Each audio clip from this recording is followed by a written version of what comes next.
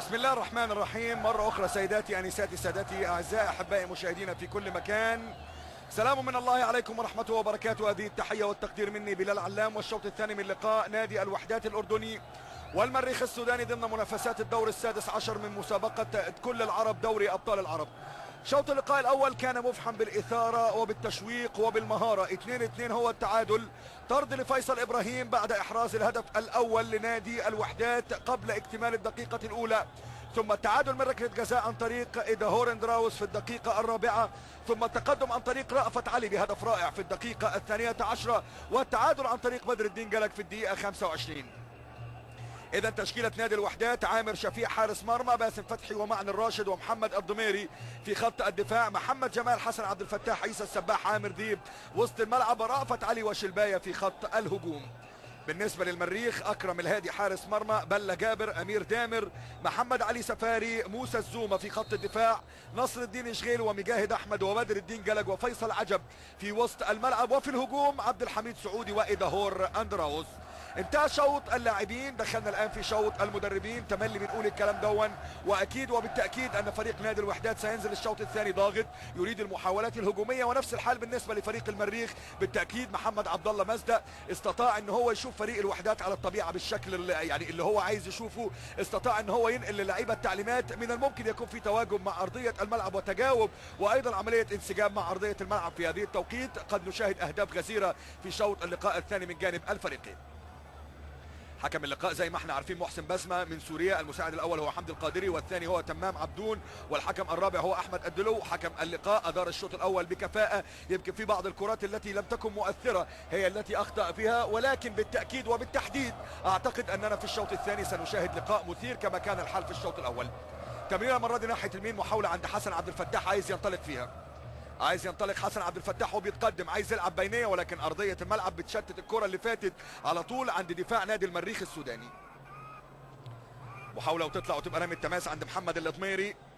طبعا ما فيش شك ان فريق نادي المريخ السوداني هيستفيد من هذه المواجهات، وخاصه بعد انتهاء الدوري السوداني لكره القدم وهو لقبه، وهو حامل لقبه. في المقابل اسبوعين تم الغائهم من جانب بطوله الدوري الاردني، والمتصدر هو الوحدات 23 نقطه، والثاني هو الفيصلي 21 نقطه في بطوله هذا الموسم جميله من الدوري المحترفين الاردني لكره القدم.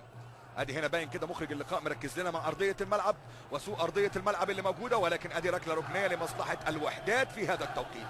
عيسى السباح لم تتوفر الظروف المناسبة لتألقه، ولكنه سيبقى من اللاعبين المتميزين المتواجدين في صفوف المارد الأخضر. تتلعب قصيرة من عوض رغم من عامر ديب، تتهيأ مرة تانية عامر، عرضية جوه منطقة الجزاء، ولكن أكرم الهادي على طول مش عايز يمسك بإيده، يطلعها بقبضة يده. تنزل محاولة موجودة، ولكن في وسط الملعب عند الخطير إيدا هورندراوس. في وسط الملعب محمد جمال بيسند عند معن الراشد.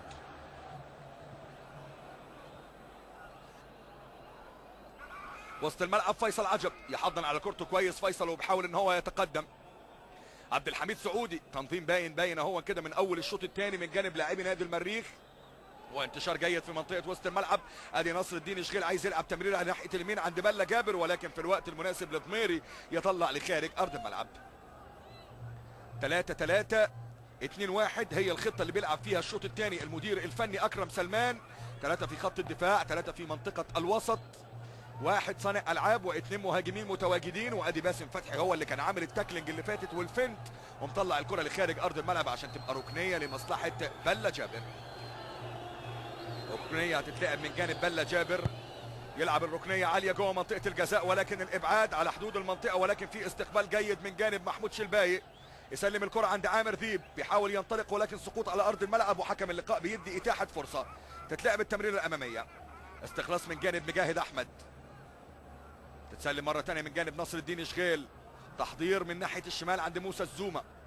الاسم الكامل بالنسبة لموسى الزومة هو ليس موسى الزومة، بل هو اسم شهرة موسى الزومة كناية على لاعب منتخب جنوب افريقيا زومة، هو اسمه موسى الطيب النور السنوسي. ادي حسن عبد الفتاح، عدى حسن بيحاول يلعب البينية، تتهيأ عند عامر، تمريرة بينية ومحاولة للتسديد ومرور وتسديد وجول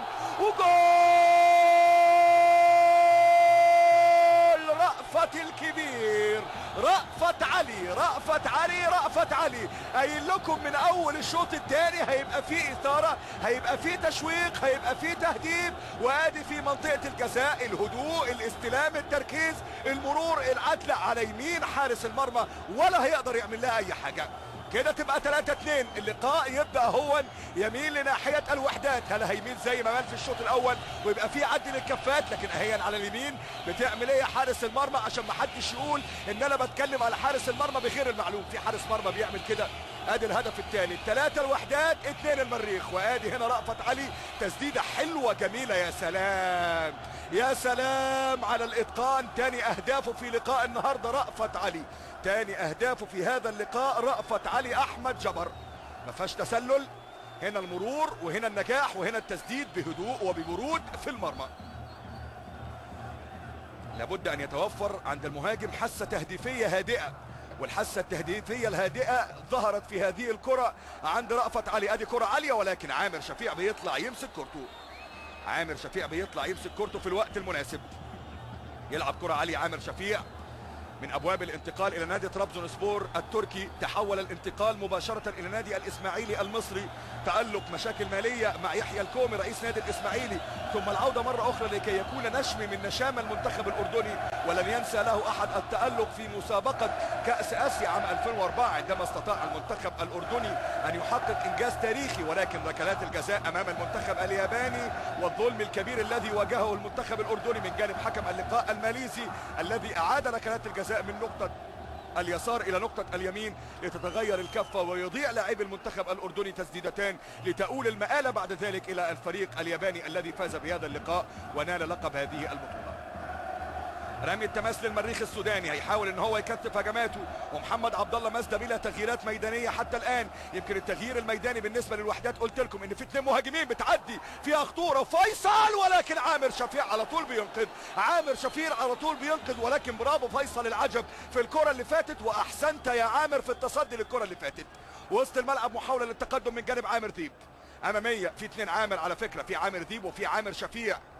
عامر شفيع هو الحارس وعامر ذيب هو صانع الالعاب في لقاء النهارده تحت رأفت علي وتحت المتواجد في الخط الهجومي. تمريره المره دي ومحاوله للتقدم، ولكن الاستخلاص عند عيسى السباح.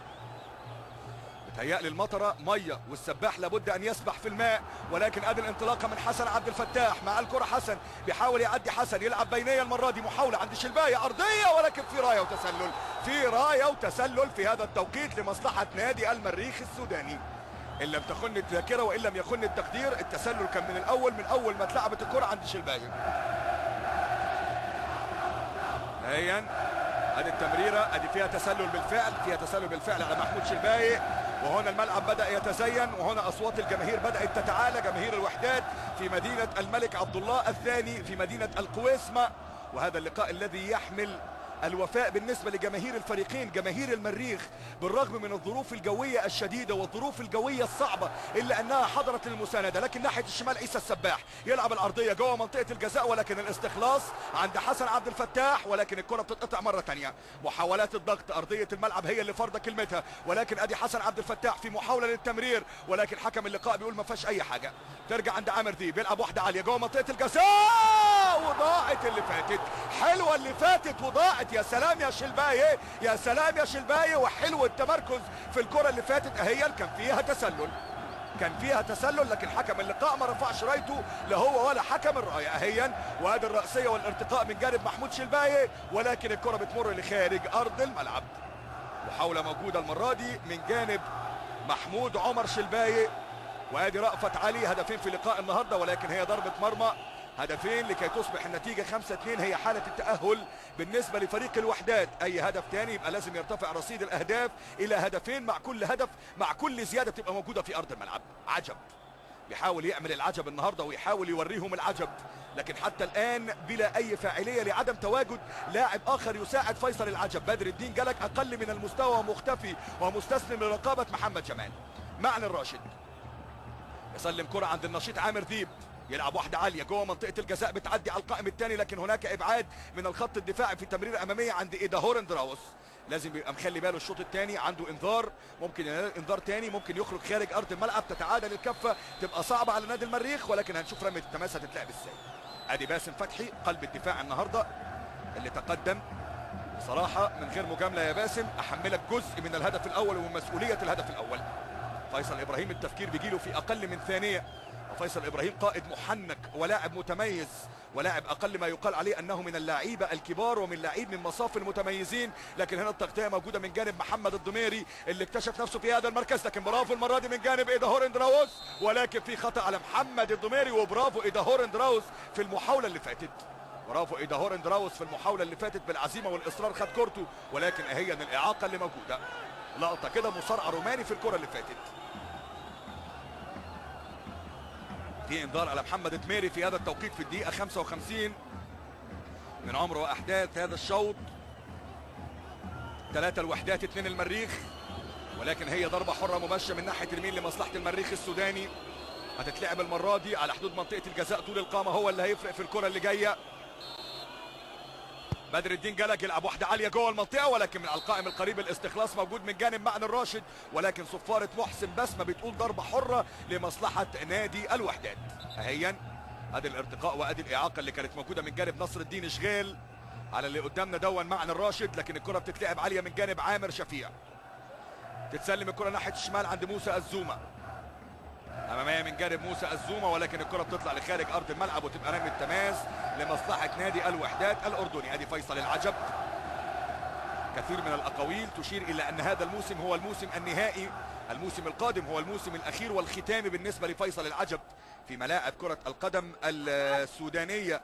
فيصل العجب لو عرفت تاريخ ميلاده هتقول يعني مش كبير خالص، 31 سنه بالظبط فيصل العجب. فيصل العجب من مواليد 78. لكن ادي الانطلاقه اللي موجوده من جانب ايداهور اندراوس، بيحاول ايداهور في مواجهه 1 لواحد، عدى كويس، راوغ ناحيه اليمين، محاوله ارضيه من بله جابر، يلعب الارضيه بله جابر والجول. حسمها عبد الحميد السعودي، حسمها عبد الحميد السعودي، يضيف 3 اهدافه في مرمى نادي الوحدات. عبد الحميد السعودي بهدفين في اللقاء الاول امام المريخ، لتسعد الجاليه السودانيه المتواجده هنا في ملعب مدينه الملك عبد الله الثاني في مدينه الجويسمه. يبقى 3 الاهداف وثالث التعادلات، والمره دي الراسيه الجميله موجوده من جانب عبد الحميد السعودي، والجناب تكاملت وتالفت. وحتى الان اكرم سلمان في التغييرات الدفاعيه لم ينجح ولم يفلح، لكن ادي العرضيه وادي الراسيه من جانب عبد الحميد السعودي. يا سلام، صعبه على عامر شفيع، مش هيقدر يعمل لها اي حاجه. يبقى الهدف الثالث لمصلحه نادي المريخ السوداني. 3-3. رجعت الحسبه مره ثانيه للمريخ بعد ما كانت للوحدات. هي دي الكوره يا جماعه، هي دي الكوره. محدش يستغرب ومحدش يتعجب. ممكن في ناس بتزعل وممكن ناس في فرحانه، لكن هي دي الكوره. على قد ما بتفرحك على قد ما بتزعلك. اعاده للقطه اللي فاتت تحتاج الى خبير تحكيمي من اجل تحليلها، ولكن هو هدف. ادي العرضيه من بله جابر، وادي الراسيه والارتقاء من جانب عبد الحميد السعودي، ارتقاء رائع عشان يبقى هدف. محاوله مره ثانيه وتسديده، ولكن ابعاد من جانب حارس المرمى. مخرج اللقاء انشغل باعاده الهدف، وكان في هجمه شغاله من جانب فريق نادي الوحدات الاردني. هدف في الدقيقه 56 يعيد الكفه مره اخرى للقاء لكي يزداد حيويه ويزداد نشاط. ويبدو ان حكم اللقاء هيشير بايه في هذه اللقطه والايه، يبدو ان في انذار بالفعل على عامر ذيب. في انذار على عامر ذيب هو في الدقيقه 59. ادي الراسيه اللي موجوده من جانب رأفت في القائم. ازاي يا مخرج ما تجيب لناش اللقطه دي؟ ازاي يا مخرج ما تجيب لناش اللقطه دي؟ ارجوك ركز معانا شويه. ادي عامر ذيب هو بينال انذار في الدقيقه 57. تتلعب الكره العاليه المره دي من جانب فريق نادي المريخ السوداني، محاوله للضغط ولكن استخلاص بمحاوله في منطقه وسط الملعب من جانب مجاهد احمد. تغييره ملعب عند بله جابر، اللي جناب قويه واللي جناب متميزه، ولكن المحاوله اللي موجوده من جانب ايداهور، بيحاول ايداهور تمريره في وسط الملعب عند عبد الحميد السعودي. الضغط موجود ولكن الانتشار افضل من جانب المريخ السوداني في هذا التوقيت. فيصل عجب مع الكره، فيصل وسع لنفسه، فيصل كويس، عايز يقدل على يمينه ويهيئها بشماله ويحاول يسدد واحده جوه المرمى، لكن اهيا الكره بتتلعب على طول من موسى الزومه. مجاهد احمد تغييرة ملعب عند بلة جابر. بدأ هو يبقى في تحكم في اللقاء وفي سير اللقاء من جانب لاعبي نادي المريخ السوداني، وتحكم جيد جدا في الكرة، وعدم فقد الكرة بسهولة هو اللي ممكن يديهم أولوية في لقاء النهارده. ادي الكرة موجودة ولكن بيطلعها لخارج أرض الملعب بلة جابر من أجل إعاقة أو من أجل مساعدة زميله المصاب اللي وقع على أرض الملعب اللي هو المهاجم إيداهور أندراوس. تميزات موجودة في تاريخ الهلال والمريخ، ولكن في المريخ هي الأفضل أن أول ديربي أقيم في عام 34 فاز نادي المريخ بهدف فين مقابل هدف واحد، كان اللي أحرزهم الزين الشفيع النجم الكبير ونجم الساطع في سماء كرة القدم السودانية. ثم بعد ذلك أول نادي يفوز ببطولة إقليمية وقارية عندما حقق سكافة بطولة الاستكافة عام 86 وعام 89. أيضا عمل كأس الكؤوس الأفريقية اللي كانت باسم نيلسون المناضل الكبير نيلسون مانديلا عندما استطاع الفوز في النهائي على نادي نديا أو بندل نديا يونايتد النيجيري 1-0 في الذهاب في أم درمان لجمال عبد الغني النجم الكبير، ثم التعادل السلبي في نيجيريا. دي تعتبر من البطولات ومن التاريخ الكبير بالنسبة لنادي المريخ السوداني. ادي إيداهور أندراوس، مهاجم صغير في السن، مهاجم شاب، مهاجم متميز، 24 سنة عمر هذا اللاعب. ولكن ادي رمي التماس بتتلعب هنا في صفارة من حكم اللقاء، وفي لمسة يد لمصلحة نادي الوحدات، تتلعب مرة واحدة مباشرة عند رأفت علي، بيحاول يهيئ كرة على حدود المنطقة، تتلعب عند شلباية رأفت جوه المنطقة، ولكن طالع ماسكها على طول حارس المرمى أكرم الهادي. ما كانش هادي في لقاء النهارده، كان مستعجل لحد هذه اللحظة، كان مستعجل بعد مرور ربع ساعة من عمره وأحداث الشوط الثاني. ويمكن لو المريخ كان يعني امتلك حارس مرمى افضل من اكرم الهادي كان ممكن ما يدخلش في مرماه اي هدف من الاهداف دي. وادي محمد عبد الله مزدق اللي تولى مهمه تدريب المنتخب السوداني في بطوله افريقيا غانا 2008، الهزيمه امام زامبيا في اول لقاء 3-0، ثم بعد ذلك الهزيمه امام المنتخب المصري ايضا بنفس النتيجه، ثم بعد ذلك المآل آل ان هم يخسروا قدام المنتخب الكاميروني بنتيجه كبيره بقياده محمد عبد الله مزدق. ادي كره بتتلعب عاليه وراسيه بترجع من ناحيه يمين، محاوله انطلاقه موجوده من جانب بلة جابر، وادي هو إيداهور أندراوس نزل ولكن يخبطها فيه على طول باسم فتحي، وتبقى رمي التماس لمصلحه الوحدات. عيسى السباح، وادي احمد عبد الحليم الصغير بيستعد للنزول. احمد عبد الحليم نزوله طبعا ممكن هيبقى مهم على حدود منطقه الجزاء من قوه للتسديدات موجوده عند هذا اللاعب، لكن ادي تمريره اماميه وبتطلع لخارج ارض الملعب وبتبقى رمي التماس. تطلع لخارج ارض الملعب وتبقى رمي التماس لمصلحه نادي المريخ. تغيير في هذا الوقت، هل هيخرج عامر ذيب ولا ايه وينزل مكانه احمد عبد الحليم؟ هنشوف. تنزل عيسى السباح يسند عند حسن عبد الفتاح، وتحمل جهد كبير جدا في منطقه وسط الملعب، لكن جمال يهيئ الكره عند عامر مره ثانيه عند رأفت علي، بيتحرك كويس رأفت علي ولكن الكره بتمر لخارج ارض الملعب وتبقى رمي التماس ثانيه لمصلحه نادي الوحدات. تغيير في هذا التوقيت، هنشوف مين اللي هيخرج ومين اللي هينزل. يبدو ان اللي هيخرج هو معنى الراشد واللي هينزل مكانه هو احمد عبد الحليم. رأفت علي يسلم كره في وسط الملعب عند احمد عبد الحليم في اول لمسه ليه للكوره، يلعب تمريره ناحيه الشمال، محاوله موجوده ولكن في صفاره وتسلل على عيسى السباح. صفاره وتسلل على عيسى السباح. كده خلاص بقى مغامره هجوميه زي ما تيجي مش هتفرق من جانب المدير الفني اكرم سلمان، ان هو خلاص شايف ان المباراه بدأت تروح منه، فبيرمي كل اوراقه الهجوميه اللي موجوده دون الالتفات الى الجانب الدفاعي، وده ممكن ياثر بشكل كبير على اداء الوحدات. لكن اهي الانطلاقه اللي موجوده، إيداهور أندراوس يسدد كره ولكن عاليه لخارج ارض الملعب، تبقى ضربه مرمى. عاليه التسديده كانت من جانب إيداهور أندراوس بالرغم من كان في تقدم من جانب موسى الزومه من ناحيه الشمال. ضربه مرمى بتتلعب عاليه من جانب عامر شفيع. ناحيه اليمين عامر ذيب، بيحاول يتقدم عامر ذيب، يسلم كرة أمامية عند أحمد عبد الحليم، عايز يعدي أحمد عبد الحليم، قال إن هو يتمنى أن يمزق شباك المريخ في لقاء النهارده في تصريحه إلى صحيفة الوحدات الرسمية، ولكن أدي التمريرة الأمامية ومحاولة للتقدم. حسن عبد الفتاح 1-2 بتعدي لناحية اليمين، انطلاقة من عامر ذيب، يلعب العرضية جوه منطقة الجزاء ولكن بتعلى تطلع لخارج أرض الملعب، تبقى ضربة مرمى لمصلحة أكرم الهادي حارس مرمى نادي المريخ السوداني. يتوالى اللقاء ويتعاقب اللقاء ولا زال هناك تعادل في النتيجة، ولكن الأفضلية حتى الآن بالنسبة لفريق المريخ بالفوز على أرضه وفي جماهيره ب3 أهداف مقابل هدف واحد.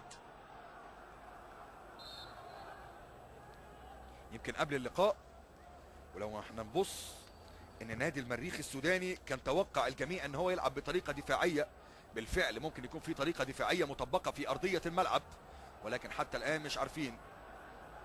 ادي هنا المرة دي المحاولة اللي موجودة من جانب عيسى السباح، عايز يمر عيسى السباح، مر كويس جدا عيسى السباح وبيحاول ان هو يتقدم، ولكن هي الكرة بتتقطع مرة ثانية في وسط الملعب. محمد جمال يسلم واحدة عند شلباي، بيحاول شلباي ان هو ينطلق من ناحية اليسار دون الالتزام بالنواحي الهجومية، ولكن محمد علي سفاري يسلم كرة عند موسى الزومة، ولكن الكرة بقت فيها رمي التماس. تتلعب رمي التماس مرة ثانية، محاولة تقدم من جانب الوحدات. شلباي تخبط وتطلع لخارج ارض الملعب. بدأ يبقى في ضغط متواصل من جانب لاعبي الوحدات على لاعبي نادي المريخ السوداني. محمد ضميري يلعب الكرة وتفويتها المرة دي، محاولة وعدلة من جانب حسن عبد الفتاح، يسدد ولكن على شمال أكرم الهادي تطلع لخارج أرض الملعب. حلوة المحاولة من جانب أحمد عبد الحليم، هو نازل من أجل الحاجات دي على فكرة، من أجل إن هو يقرب المساحات ومن أجل إن هو يتقدم على حدود منطقة الجزاء ويسدد، ولكن أهي التسديدة بتمر لخارج أرض الملعب، تبقى ضربة مرمى.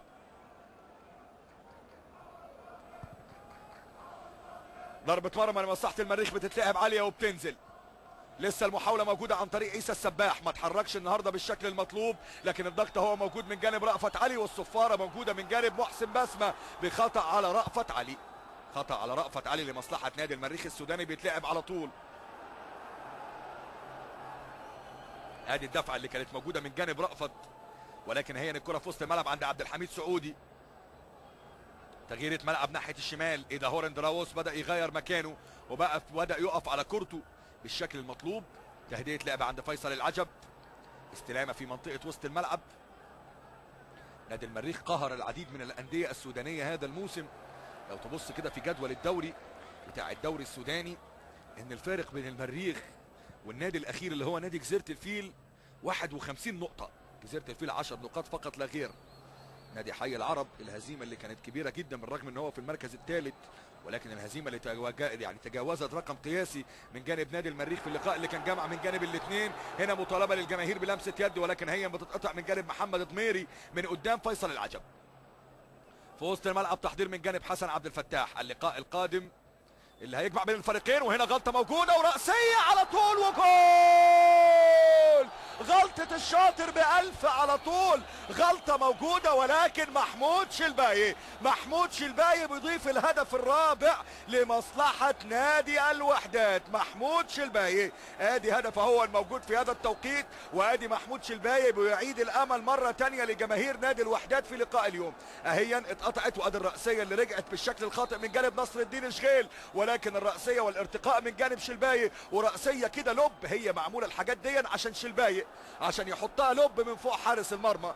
هنا في انطلاقه مره ثانيه ومحاوله من جانب رأفت علي، تتسلم على حدود منطقه الجزاء. حسن عبد الفتاح، ولكن كورته عاليه لخارج ارض الملعب، ركنيه. كورته عاليه لخارج ارض الملعب، تبقى ضربه ركنيه. 20 دقيقه فاصله على انتهاء، او 25 دقيقه فاصله على انتهاء احداث هذا اللقاء المثير. 4 الوحدات 3 المريخ. بهذه النتيجه يتأجل المريخ او يتأهل المريخ حتى لو تم اضافه هدف خامس. في حالة إضافة هدف سادس الوحدات هو اللي يصعد، لكن هي الرمية التماس بتتلعب، تتسلم عند عامر ذيب، بيحاول ينطلق والضغط موجود عليه من ناحية اليمين من محمد علي سفاري. عامر ذيب يلعب عرضية وتسديدة وجول، تسديدة وجول. ما في خيال ولا في استغراب من كرة القدم، هي عجيبة وهي غريبة، يوم ليك ويوم عليك وتبقى في ايدك وتقسم لغيرك، لكن في النهاية الوحدات بيجيب الخامس، الوحدات بيجيب الخامس. مين اللي جاب الهدف دون؟ مين اللي جاب الهدف دون؟ عايز اشوفه. هنا ده محمود شلباي، هنا ده محمود شلباي. يا سلام يا سلام يا سلام يا سلام. مارادونا يظهر في استاد الجويسمي ويتمثل هنا في محمود شلباي على يمين اكرم الهادي. لكن يا جماعه مش قايل لكم عامر ديب هو اللي عامل الشغل كله؟ اهيا على طول محمود شلباي يضيف 5 اهداف اللقاء حتى الان. تغيير بالنسبه لنادي الهلال في هذا التوقيت، هيستعد احمد الباشا ادم للنزول، هينزل على حساب مين هنشوف. وهنا في هذا التوقيت برضو في تغيير تاني، هنشوف مين اللي هينزل، هو عوض راغب برضو. عوض راغب هو اللي هينزل في هذا التوقيت. مباراة يا جماعة احلى منها مش هتلاقي. وادي تغيير دفاعي، بدأ محمد عبد الله مزدة يلتزم بالنواحي الدفاعية في هذا التوقيت. احمد الباشا ادم بينزل مكان فيصل العجب، وهنا عوض راغب هنشوف نزل مكان مين. عيسى السباح هو اللي خرج، واللي نزل مكانه عوض راغب من اجل زياده النواحي الهجوميه اللي موجوده من جانب نادي الوحدات الاردني. لكن يا جماعه التكتيك هيبدا يشتغل دلوقتي، والفرص اكرم سلمان ضحى بالفرصه اللي موجوده عنده بمحاوله هجوميه، قال لك لو صابت معايا هتصيب، لو خابت خلاص هي كده كده ممكن ما تفرقش معايا. العجب خرج ونزل مكانه احمد الباشا ادم في اول تغيير موجود من جانب نادي المريخ السوداني. تمريره اماميه وبترجع المره دي من جانب محمد علي سفاري. لقاء جميل ولقاء كبير من جانب الفريقين. الوحدات 5 المريخ 3، لكن هي التمريره مره ثانيه في وسط الملعب. المره دي محاوله موجوده عند عوض راغب، يلعب تمريره اماميه عوض راغب ولكن تتقطع لناحيه الشمال. محاوله موجوده من جانب ايداهور، خطير ايداهور، اندراوس ايداهور بيحاول ان هو يمر ايداهور اندراوس، ولكن هو الضغط موجود عليه بالشكل المناسب. لكن ايداهور يا جماعه مراوغ وسريع، يا سلام يا ايداهور، يسلم كره في وسط الملعب. موسى الزومه لايداهور، فيها خطوره، فيها فرصه كبيره، محاوله للمرور ولكن محمد جمال بيسابق الزمن ويغطي كويس ويرجعها عند عامر شفيع، بتطلع لخارج ارض الملعب، تبقى ضربه مرمى لمصلحه الوحدات الاردني. مع دخولنا للدقيقه 70 هيبقى المنعطف الاخير من هذا اللقاء في اخر 20 دقيقه متبقيه. لكن هي التمريره بتعدي من تحت اقدام رأفت، بترجع بهجمه مرتده منظمه من جانب المريخ السوداني. انتشار جيد وانتشار رائع ومحاوله لعرضيه فيها خطوره، ولكن المره دي يوقف محمد الدميري ويطلع كرته الاماميه. ترجع مره ثانيه لناحيه اليمين، محاوله للانطلاق موجوده من جانب بلا جابر لكن تتقطع عند الدميري. يسلم عند رأفت علي، رأفت اماميه المره دي ومحاوله موجوده. محمود شلباي